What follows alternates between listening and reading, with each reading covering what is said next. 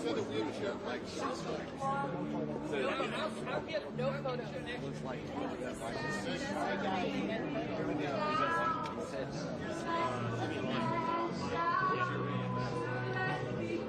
Cannot take the shot until the president walks out. I'll give you the warning of when he's about to.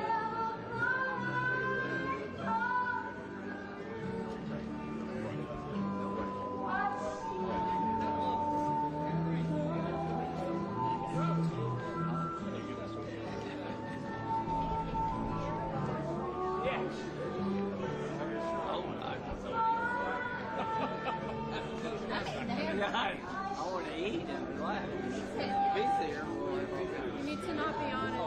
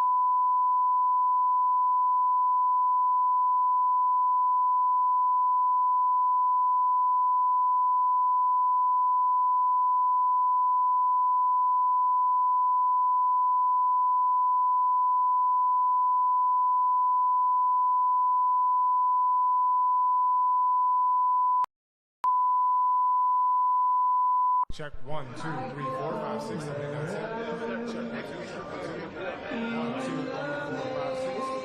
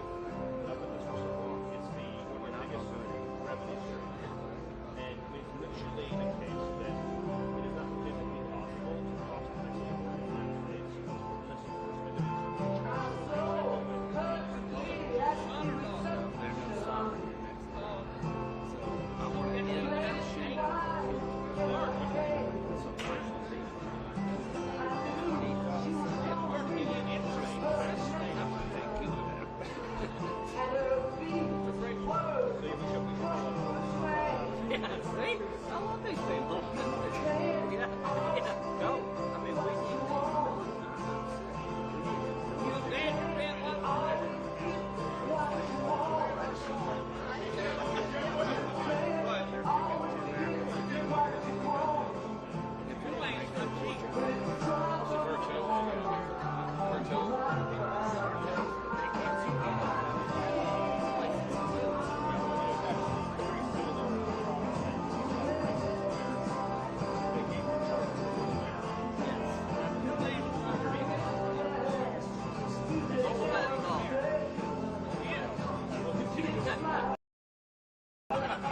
I'm hoping they're listening, actually.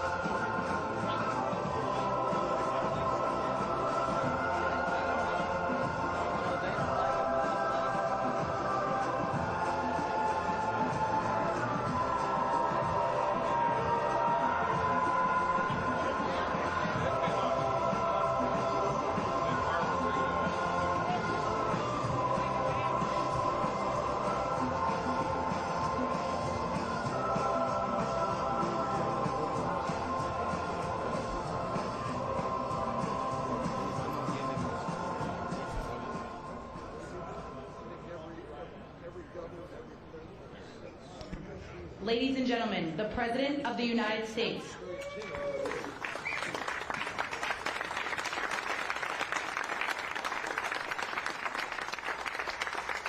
Hello, everybody. Thank you very much. Thank you. What a friendly group this is. No Democrats are here, right? Well, I want to thank everybody. This has been a labor of love. You know, we took over a building that was not properly taken care of.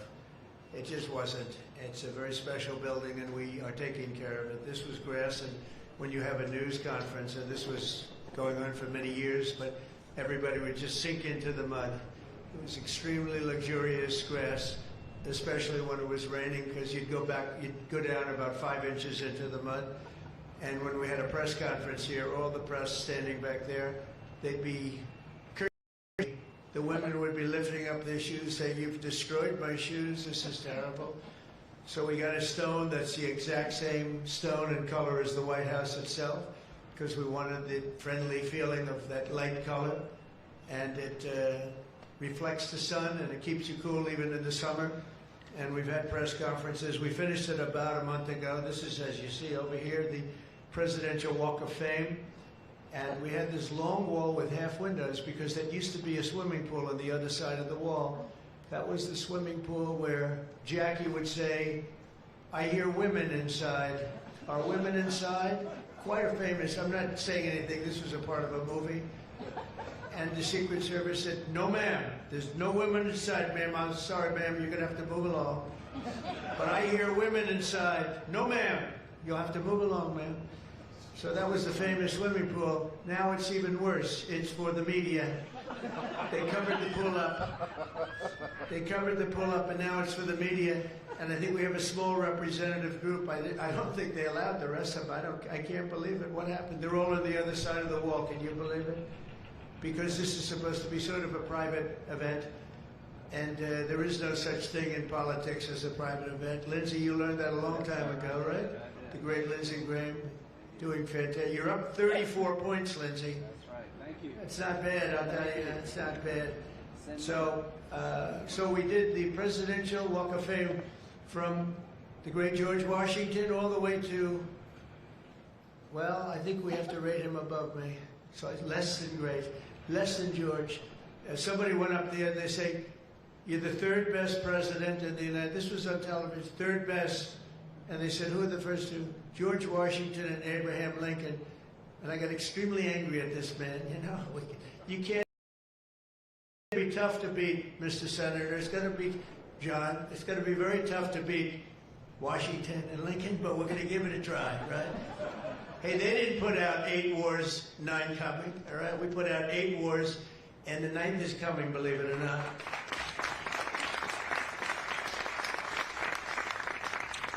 So I just want to say it's great to be with you. And when we're finished, later on, we're going to have a little quick lunch, and they do great food at the White House. And this is used sometimes for evening, where we've had some incredible people for the evening, and some of the big foreign leaders have been coming. And most excitingly, on the other side, you see the fence and the wall. We're building a world-class ballroom. You know, for 150 years, they've wanted a ballroom here. We don't have a ballroom. We have a little cocktail area, but we don't have a ballroom. The East Room, it's called, is a very small cocktail area, 88 people if it's tight.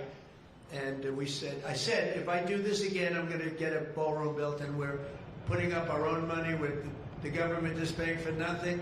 You probably hear the beautiful sound of construction to the back. You hear that sound? Oh, that's music to my ears. I love that sound. Other people don't like it. I love it, Josh. I think when I hear that sound, it reminds me of money. In this case, it reminds me of lack of money, because I'm paying for it, so it's the opposite. But it's going to be one of the most beautiful ballrooms anywhere in the world, and it's going to be able to take care of tremendous things. When you have, as an example, I'm going to see President Xi in 2 weeks, going over to South Korea. We're going to meet in South Korea. We're going to talk about a lot of things. They want to discuss the fact that they're paying 157% tariff. It's a little higher than they thought.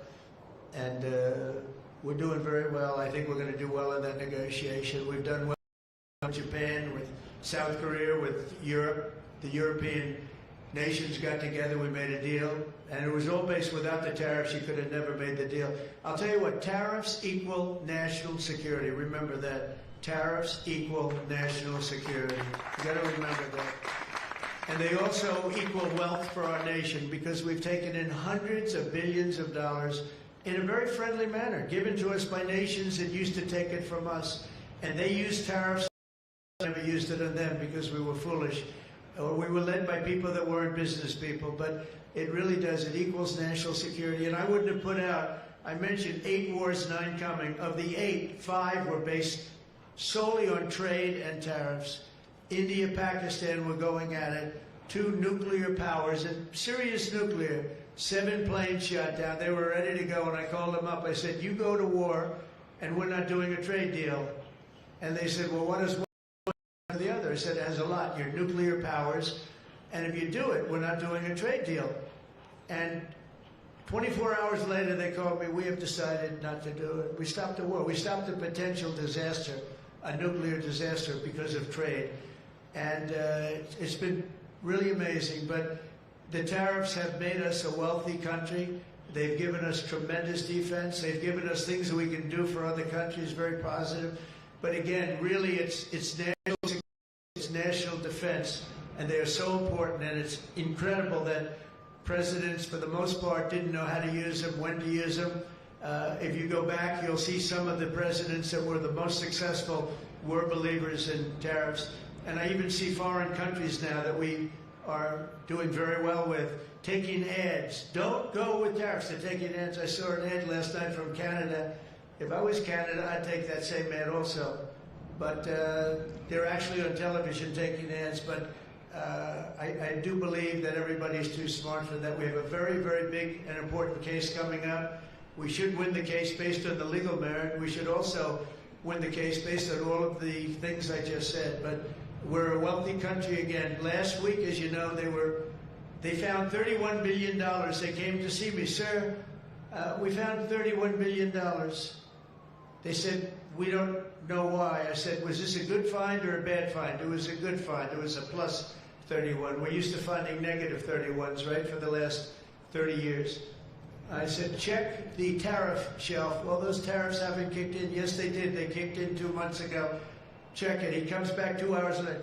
Sir, you were right. We have an additional $31 billion, billion, not million, Lindsay, billion, that we just found from tariffs. They kicked in earlier than we thought. You were right.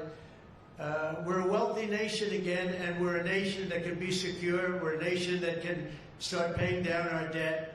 And with tariffs, we're the wealthiest nation ever in the history of the world. Without them, we've got to slog. We've got to slog. But remember this, other nations, including China, Japan, European nations, they used tariffs against us for many years. That's why we owe $37 trillion. That's why.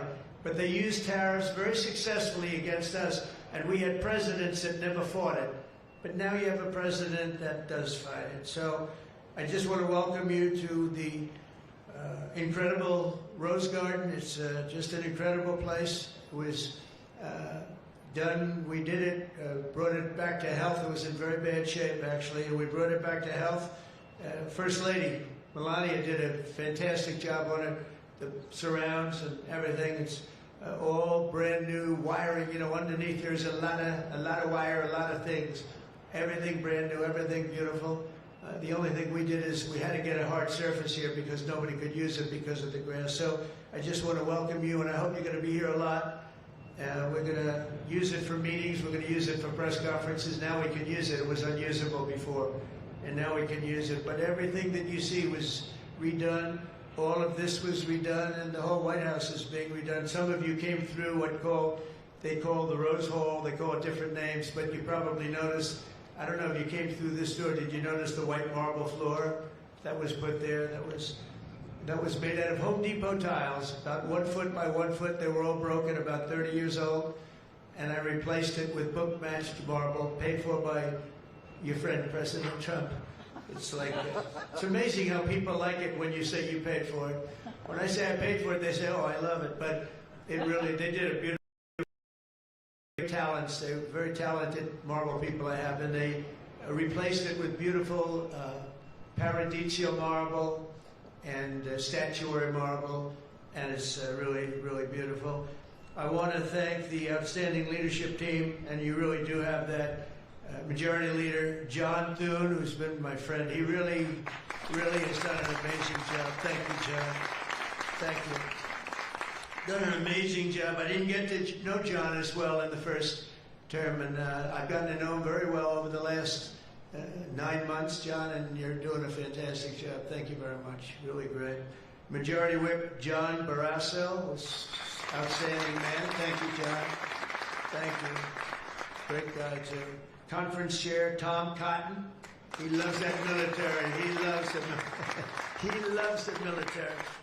Policy Committee Chair Shelley Moore Capito. Shelley, thank you very much, Shelley. Vice Chair James Langford. Very good, James, thank you. And you know, we have everybody but one person here. You know, everybody showed up. I figured you'd have like, I'd say 40 would have been a good number, right? If everybody, we're just missing one person. You'll never guess who that is. Let me give you, he automatically votes no on everything. He thinks it's good politics. It's really not good politics. He's an automatic no. But I don't know. Look, if he wanted to come, I'd probably let him come, right? I'd let him come. Begrudgingly, but would let him come. And National Republican Senatorial Committee Chair, an unbelievable guy, Tim Scott. You know, Tim, I shouldn't say it because he's so, I don't know if it's going to go.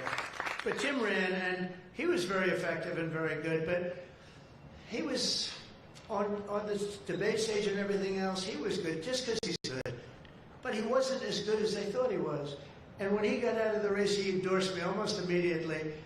And I used him as a surrogate. And I wasn't sure if I should because, you know, sometimes I want a total lunatic to get up and fight for me.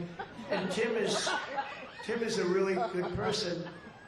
So I wasn't sure. And I put him on the stage, and he ripped the heart out of everybody. He was so brutal.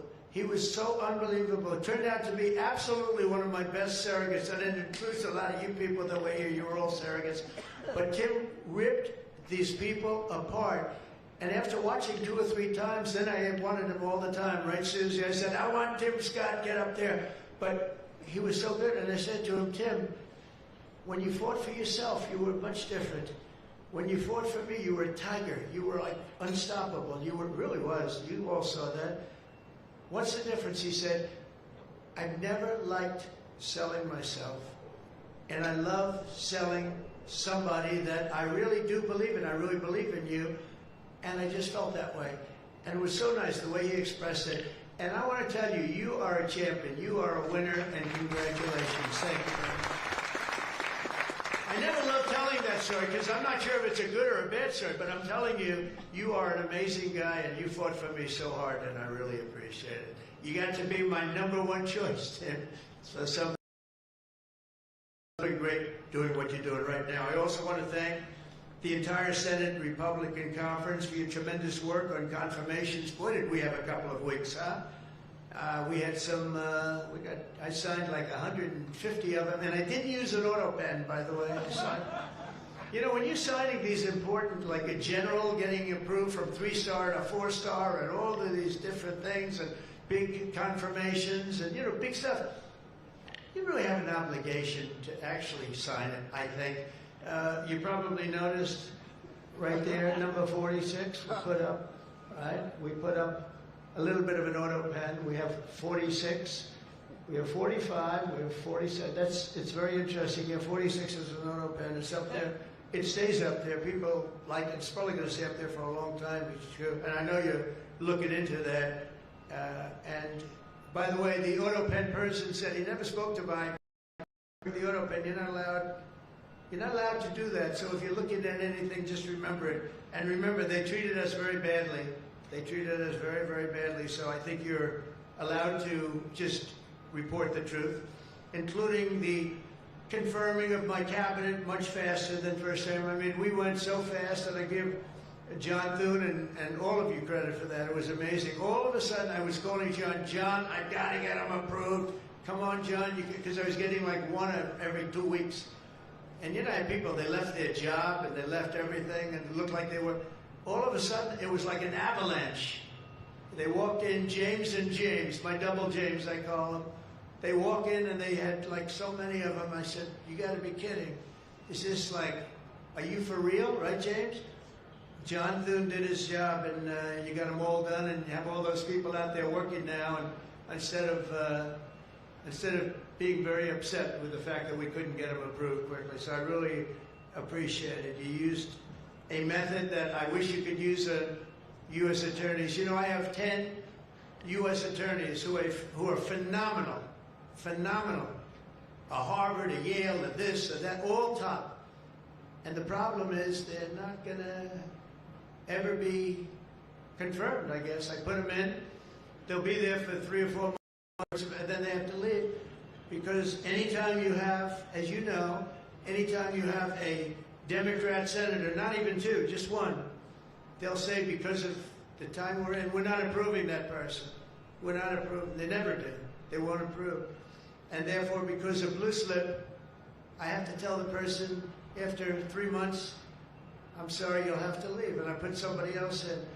And I've had Democrat senators say the only one we'll ever approve is a Democrat. This is not constitutional. And you really, I hope you can look at that blue slip thing.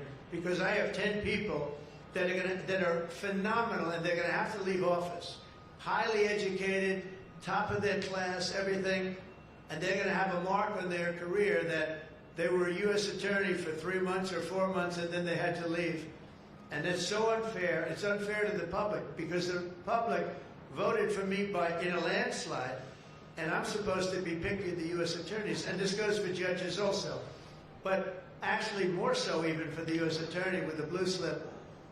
So I have these phenomenal people, many of them young, but truly fantastic people, and they're wondering what's going to happen in another 3, 4, 5 weeks. They're going to have to leave office. I think it's a shame, and I hope you can do something about it, because I'd like to tell those people, you know, we put you there, and you're not going to have on your resume for the rest of your life, you were there for 4 weeks or 6 weeks, and you left like you got canned. So I hope you look at that. Very important. And after your pivotal changes to the Senate rules last month, as a result, this is what you did, the unprecedented obstruction by the Democrats. We've confirmed more than 175 public servants, people that are phenomenal, to keep posts. And that's just been over the last couple of weeks. It's an unbelievable thing what you've done, John, all of you together. So working closely with me and House majority, the Republican Senate also gave us the largest working class tax cut in American history. And you passed the Lincoln-Riley Act to throw illegal alien criminals out of our country. You passed the Genius Act and the Take It Down Act with the support of our wonderful First Lady. She got, by the way, she got actual support from the other side. It was bipartisan. I think Rand didn't vote for it again. I think it was only Rand. If we get bipartisan support, maybe Rand. But another one I'm going to ask you to vote for, and it's in the House now, and I hear it's doing well in the House, James. It's case law. A young lady named Kate Steinle, I remember it so well, probably 8 or 10 years ago now, in San Francisco. She was holding hands with her father on the San Francisco pier, looking out into the water. It was beautiful, everything was beautiful, but the person wasn't beautiful that did this. And this was an illegal alien that came into our country 5 times, was thrown out 4 or 5 times, I don't even know, but a lot, and came back and shot her through the head. And she went down and she looked at her father, Daddy, Daddy, something happened, and she immediately passed away in his arm. And I mean, you can imagine. It was so sad, such a beautiful, beautiful, beautiful person. Father was destroyed, you know, virtually destroyed. And they passed they wanted to pass what they call case law, and it's now again in Congress, and I hear we're going to get it passed in Congress, and when it gets up to the Senate, I hope you guys can pass it. And basically, very simply, it says that if you're an illegal alien and you come in and you get thrown out, if you come back and get caught, you have to spend 10 years in jail. Very simple. Very simple. If they would have had that, Kate Steinle would be alive today. That was a big event at the time. If you remember Bill O'Reilly, for those of you that like Bill, I think I like Bill, but he was the one, he devoted his life to that law, trying to get it passed. I think it's time that we pass it, so that if you get taken out of the country and you come back illegally, knowing that this law is in existence, you go to jail for a 10-year period, and it's going to keep the repeat offenders from coming in. It's going to really keep them from coming in. Senate Republicans have already voted 11 times to get our government back and open for business. We have record business. We're going to be, I think, by the time I hit month number 12, I think we're going to have $20 trillion of investment. We're over 17 right now. As an example, President Biden had less than $1 trillion for 4 years.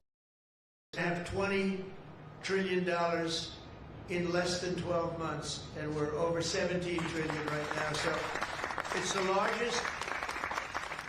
largest amount in our country by far, by many times. That's in our country. But here's the one, it's the largest amount in the history of the world. There's never been a country that's had anywhere near 17, or it will be 20, and it's going up fast.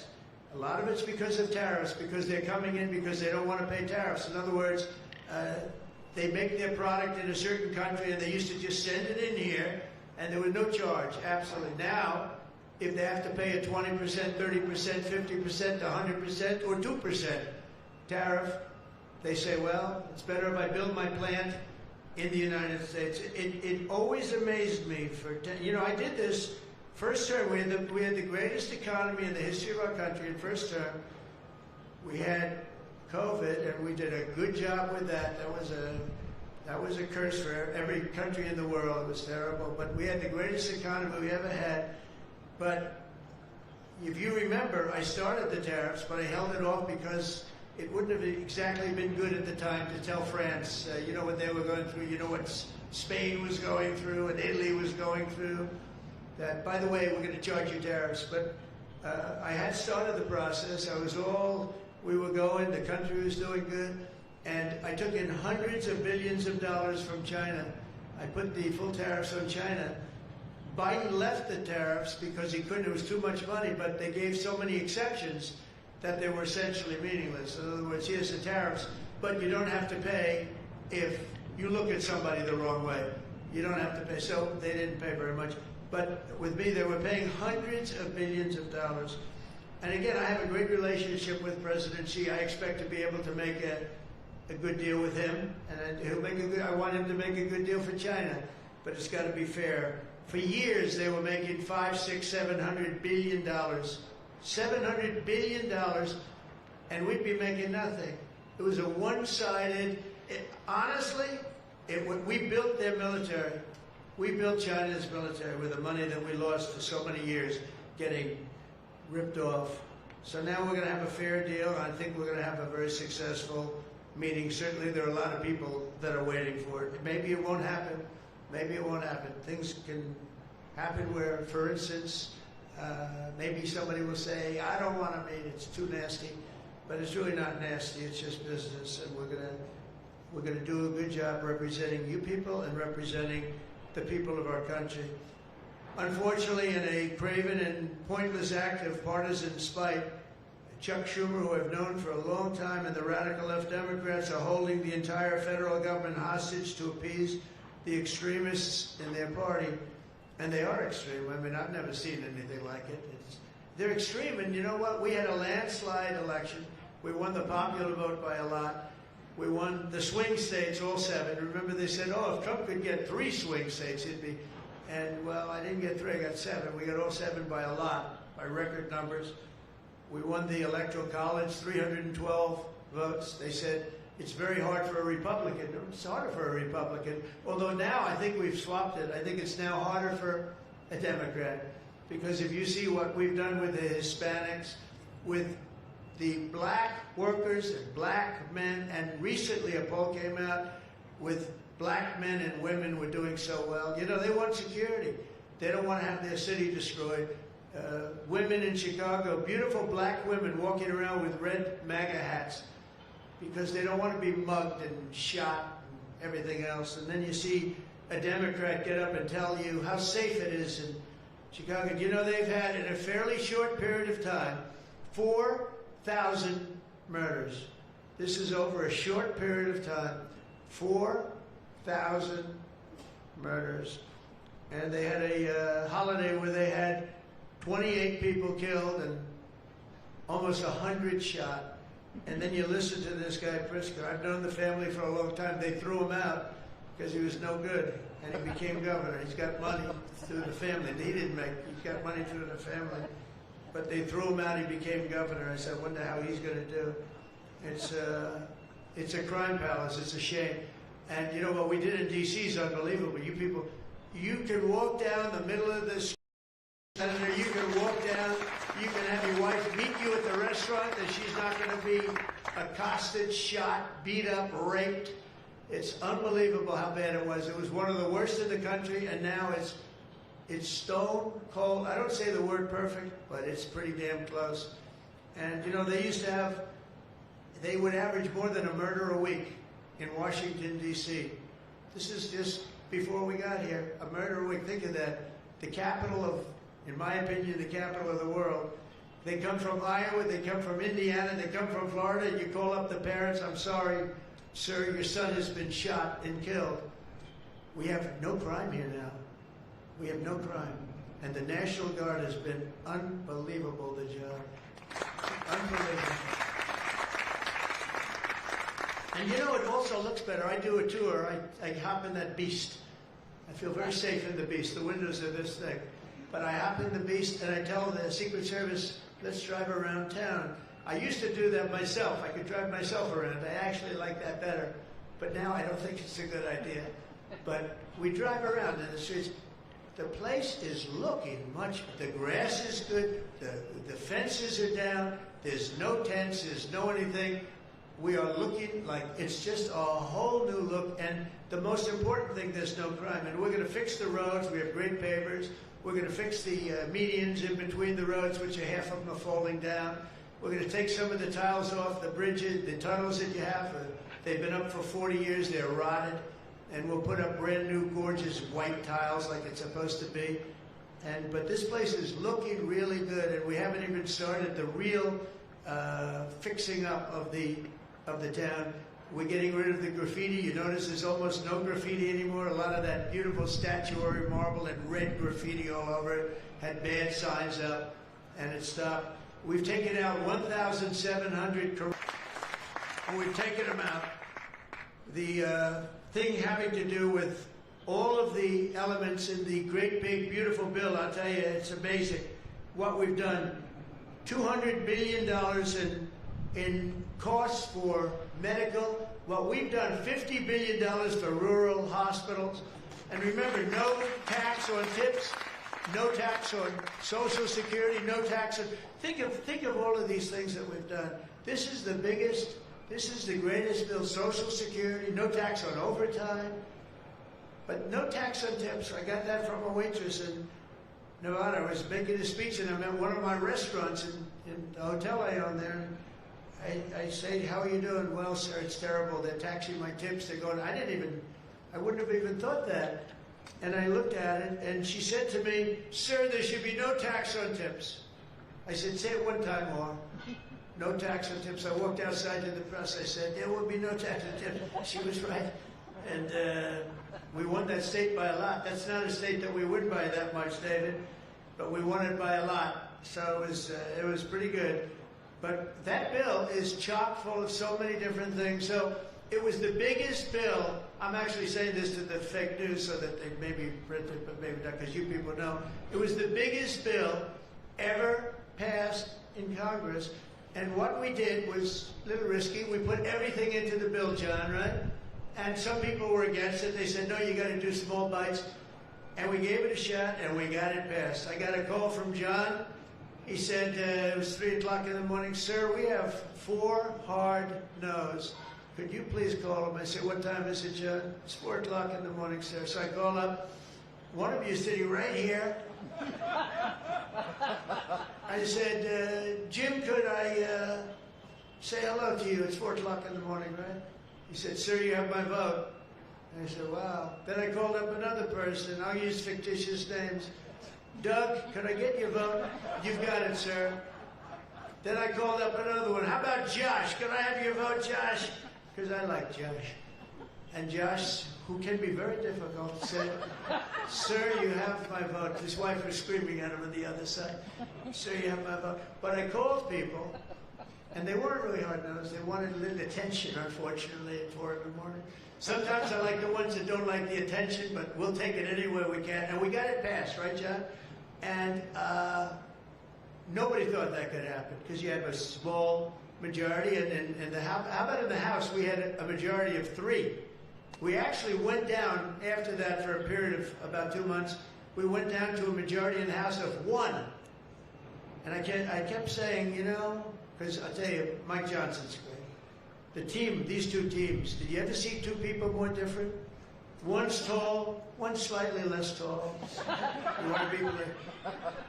They are very different people, but they're the same in terms of talent. They did it, the 2 guys, and they get along incredibly well. We all do. We get along great. But we passed a bill. We don't need to pass any more bills. We got everything in that bill. There's nothing else we have to put. We got the largest tax cuts in history. We got the extension of the Trump tax cuts. We got all of these things. And, you know, remember, they lie. They will look at I saw it the other day, they were talking about, I call it the great big beautiful bill, but that's what it is, the great big beautiful, the biggest bill ever passed. And what they say, they make up stories. And I saw they were interviewing a senator, and they said, well, what's wrong with their bill? He didn't know what to say, because there's nothing he could say. It covers everything. He said, death, death. It brings death. Now, if I'm a regular person and I hear that, I say, oh, that's terrible. But it's just the opposite. It brings life. It brings Medicaid, Medicare, Social Security. It secures all those things. And they just are so bad. You know, they said death. It was like death. And there's nothing about death. Theirs is death. Because they're going to lose Medicaid. They're going to lose Social Security. They're going to lose Medicare. All of those things are going to be gone because the whole country would be bankrupt, and you're not going to have any kind of medical insurance. So with us, it's the opposite. And it's a great bill. We don't need any more. And I want to just say from the beginning, our message has been very simple. We will not be extorted on this crazy plot of theirs. They've never done this before. Nobody has. You always vote for an extension. Chuck Schumer and the Senate Democrats need to vote for the clean, bipartisan CR and reopen our government. It's got to be reopened right now. We're not doing that. They are the obstructionists. And the reason they're doing it is because we're doing so well. We're doing well all over the world. We're doing well with the close to $20 trillion that I just told you about. It will be that number, but even if you take it down to over 17, that's a guarantee. We're doing well with everything. Car plants are pouring back into our country. AI plants, we're leading, we're dominating China right now in AI. And I did something that I think you'd like, because we have an old grid, it's a tired grid. It doesn't have the juice that you need to fire up these plants. You know, these plants will need more than double the energy we have right now for the whole country. That's how big it is. And we can't do that. There's no way we can do that. China's building right now 52 power stations. But I did something better.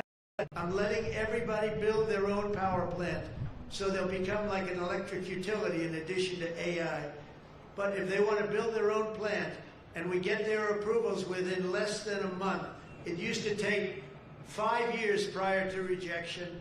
Sometimes a guy in Louisiana, they had one that took 12 years, and then they got rejected. I got it approved in 2 weeks when I got into office. That was the first term. And the plant is up now, and it's been a great thing for the state. I did it twice, actually. I got 2 of them that were dead after 12 years, and I got them approved, both of them, in less than a week.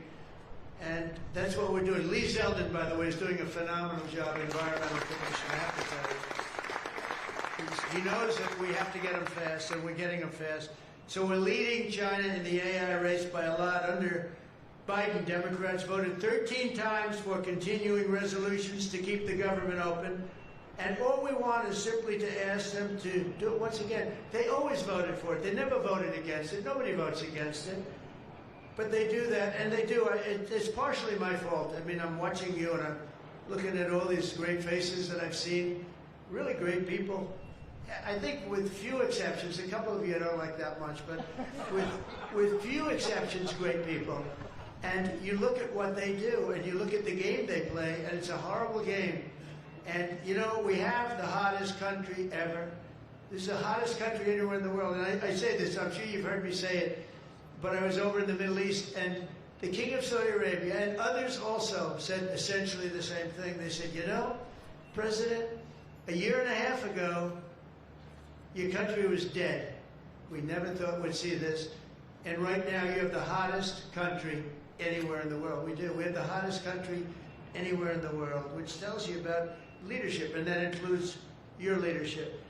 So as you know, my door is always open to anyone. It's not like that AOC, how about her, where she said, she's talking about having rebellions and everything. She said, well, my door is always open. But she's not the leader. I'm sure the leaders felt very nicely about when she said her door's open. Who the hell wants to go into her door anyway? She doesn't know what the hell she's talking about. She's the one that started. You know, I remember, I'll never forget, she never took a course on the environment. And I watched her one day, and she was on. Our planet will be dead within 12 years. That was a long time ago. Our planet was supposed to be dead. Remember the 12-year theory? We were environmentally dead. Now, these people, they've got an agenda that nobody quite understands. The good news is they don't understand it either. They really have no idea. But the people do. The people understand. We're giving you the biggest tax cuts in history. All of these things, it all adds up that we should do fantastically well in the midterm. The only thing wrong with it, statistically, when you look, a president gets elected, and for some reason, and nobody, even the great John Thune, cannot explain to me, for some reason, even if he's a reasonably good president, and we've had success like nobody, but for some reason, you lose the midterms. I don't know why. I mean, the odds are tremendously against, like 92% or something. It doesn't make sense. If you have a great presidency, it only makes sense that you win the midterm. So there should be no reason for it. Somebody's going to explain there might be some dark, deep psychological reason where they want to vote the opposite way. I don't know what it is, but we have to win the midterms. Otherwise, all of the things that we've done, so many of them are going to be taken away by the radical left lunatics. I mean, we're going to end up with a communist mayor in New York. Can you believe it? A communist. Remember, I would always say, we will not have a socialist elected in our country. Remember, I'd say that all the time. And I was right. We skipped socialist. We got a communist elected. So I didn't tell a lie. I didn't tell a lie. I was right. We have a communist, not a socialist. But we've already seen the impacts of the dangerous game that they're playing. Democrats are causing delays in our air traffic control system. So important. We wouldn't have had, you know, this Pete Buttigieg. He spent billions of dollars on fixing the air traffic control. They'd use copper wire going into glass wire. Any union electrician here or any non-union electrician would say you can't hook copper into glass. It doesn't work. They spent billions of dollars. They turned on the system, and it was stone cold blank. We're getting a brand new system. We have bids out now. We have 3 great companies bidding. And I want one bid. Sean Duffy's doing terrifically. I want one bid. I want just bid, and they're responsible for everything. Not we had. They had like 1,000 contractors. Every contractor, they're all running around. In the end, if one of them does a bad job, we want to be able to blame somebody, and it's going to be one of the very big companies because there's a lot of interest in it. So the air traffic control system is going to be rebuilt. Over 1 million federal workers right now, as you know, are going unpaid. That's the Democrats' fault. And children, tourists, unable to visit the museums in Washington, D.C., that we now have beautiful, safe streets, but we don't have the museums open. We should probably just open them. But we are doing things that nobody's ever done, nobody's ever seen. So all of this and the pain that the Democrats have caused during this reckless and completely unnecessary affair, and you could call it the Schumer shutdown or the You can call it whatever you want. And I will say this, that we have Darth Vader. You know Darth Vader, right? Darth Vader is a man who, I think he's sitting right. Is that Darth? Stand up, please, Darth Vader. Stand up. Does everybody know? They call him Darth Vader. I call him a fine man. But he's cutting Democrat priorities, and they're never going to get him back. And they've caused us, and they've really allowed us to do it. And by the way, thank you. You're doing a great job, I have to tell you. So, really a great job. Because many of the things that they're cutting, like the New York project, $20 billion we're cutting it, they're not going to get it back. I mean, they're not going to get a lot of things back. They may not get it back. Maybe we'll talk to them about it. But they're losing all the things that they wanted. But many of the things that they wanted are things that we don't want. The things that are just so bad for our country. And we're cutting those things out. So while they thought they were doing maybe bad, maybe indirectly they're doing good. The cynical comment that they made all over the place, and all of their cynical remarks proves beyond all doubt that Schumer is a calculating political partisan, but we knew that. But he's somebody that's in deep trouble. He's losing in all of the polls.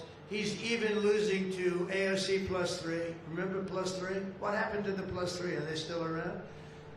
I had one, when I was at the United Nations, I met the president of Somalia.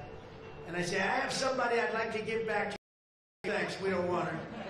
He didn't want anything to do with her. But today I'm calling on every Senate Democrat to stop the madness, to let our country get back. In the greatest moment in the history of our country, in terms of wealth, in terms of job creation, and in terms of investment coming in, these guys go on strike. It's really a shame. So I'm asking them to be smart. It's not working. They're getting killed in the polls. The public understands what they're doing. They're doing the wrong thing. And with that, I just want to say welcome to the White House. When we're finished, they do a great job. When they're finished, we're going to all come in. It'll be a little crowded, but that's okay. To the Oval Office, we'll talk a little bit, a couple of minutes. Got some interesting things. And I think I'd like to have, if I could, John, come up and say a few words, and we can close it out. And by the way, this is an open mic. It's open to the world. I think they can hear me out in the street. If anybody wants to come up and say after friends, and you can speak your heart out. But we've got to get our government open, and the Democrats are trying to keep it closed. Thank you. John, please. Well, Mr. President, thank you for having us. This is the 4th week of the Democrat shutdown, but we are all here today because your Republican team in the Senate is unified. This is now the longest full shutdown in history, but everybody here has voted now 11 different times to open up the government, and we are going to keep voting to open up the government, and eventually the Democrats, hopefully sooner or later, are going to come around. But Mr. President, your agenda is the right one for this country. This is your team. We are your partners in achieving and implementing the agenda that you campaigned on and the American people voted for. And you just mentioned it has been a series of promises kept, whether it's national security, whether it's the border, whether it's the economy, taxes, regulations, energy, Trump newborn accounts, school choice. You look at what we've accomplished so far. It is a remarkable, remarkable team and a record of accomplishment that can't be matched. And I would argue, at least in my time here, but perhaps in all of history. So thank you for your leadership, and we will continue to be good partners and work with you to get the work done for the American people. And let's hope that the Democrats get wise, and starting perhaps even today, vote to reopen the government so we can get back to work for the American people. Mr. President, thank you for having us at your home. You have beautiful homes, and thank you for everything you're doing to make this such a beautiful place. This is America's house. We're delighted to be here. Thank you.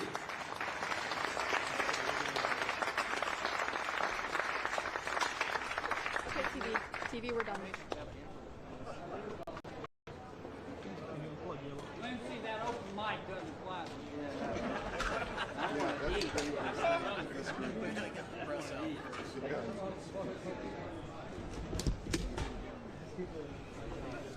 Well, great. I'm meeting with the Vice Premier.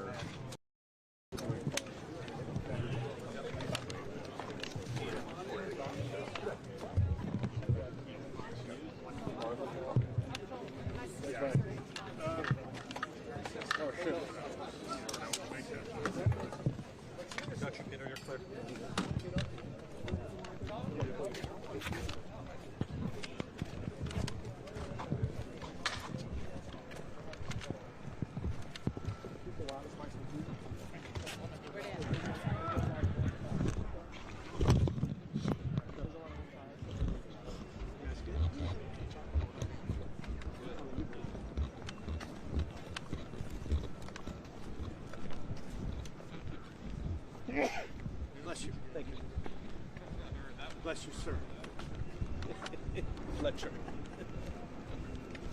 It's the dust from the construction. What's that, buddy? It's the construction dust.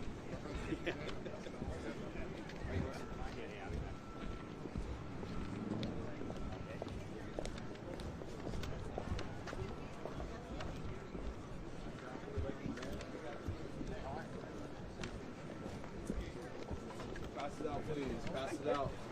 Pass it out, please.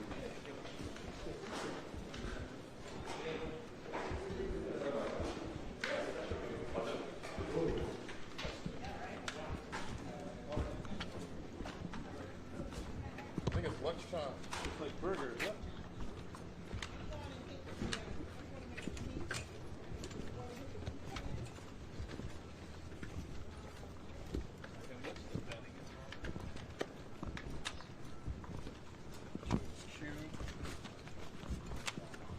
Batteries. Even though it's half the band. Lady Gaga.